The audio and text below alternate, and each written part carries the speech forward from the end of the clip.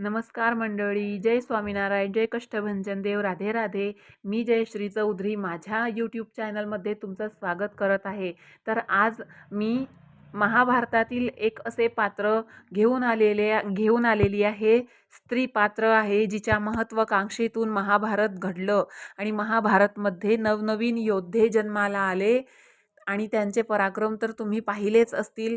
अशाच एका स्त्री पात्राची म्हणजे सत्यवतीची गोष्ट मी आज तुम्हाला सांगेल. तर महाभारतातील सत्यवतीला आज आपण समजून घेऊया.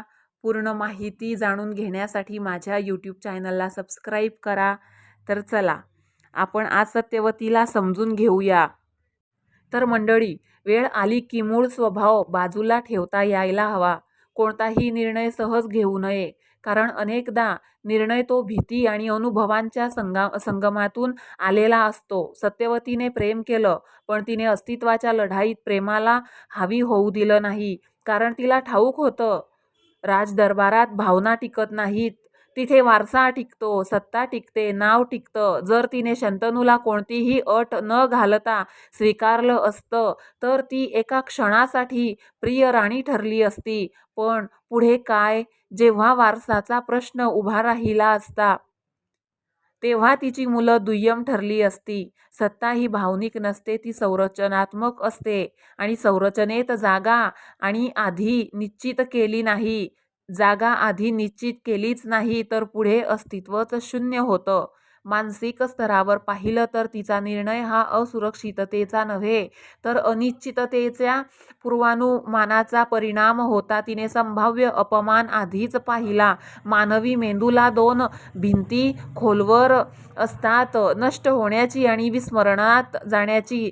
तिने दुसरी भीती नाकारली, म्हणून अट घातली, म्हणून भविष्य लॉक केलं. मानववंशशास्त्रीय दृष्टिकोनातून बघितलं तर तिचं वर्तन अपवादात्मक नाही, ते उत्क्रांती संगत आहे. जिथे पितृसत्ताक रचना असते तिथे स्त्रीला आपली संतती सुरक्षित करण्यासाठी राजकीय निर्णय घ्यावेच लागतात.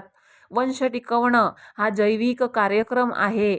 सत्तेत त्या वंशाला स्थान मिळवणं हा सामाजिक कार्यक्रम आहे. तिने दोन्ही एकत्र केले. महाभारत तिच्या महत्वाकांक्षेतून उभा राहिलं, हो, पण त्या महत्वाकांक्षेचं मूळ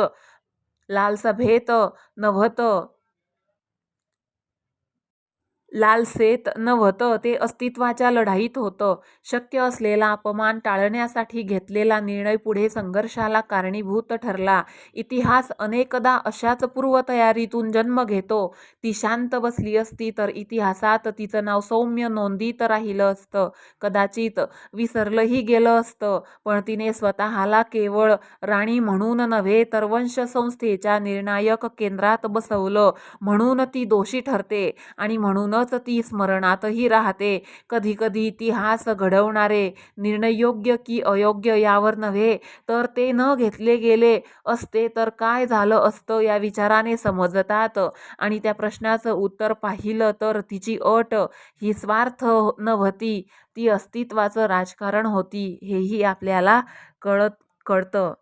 तर बघू शकता आज सत्यवतीचं मला जशी माहिती मिळाली, माझी शब्दगंगा तुम्हाला आवडली का नाही? मी स्क्रिप्ट तयार करते, आधी त्या विषयावर सर्च करते आणि मग लिहून स्क्रिप्ट तयार करते आणि मग तुमच्या समोर मांडण्याचा प्रयत्न करते. तुम्हाला सत्यवतीबद्दल माहिती आवडली असेल तर तुम्ही शेअर करा, सबस्क्राईब करा, लाईक आणि कमेंट करायला विसरू नका.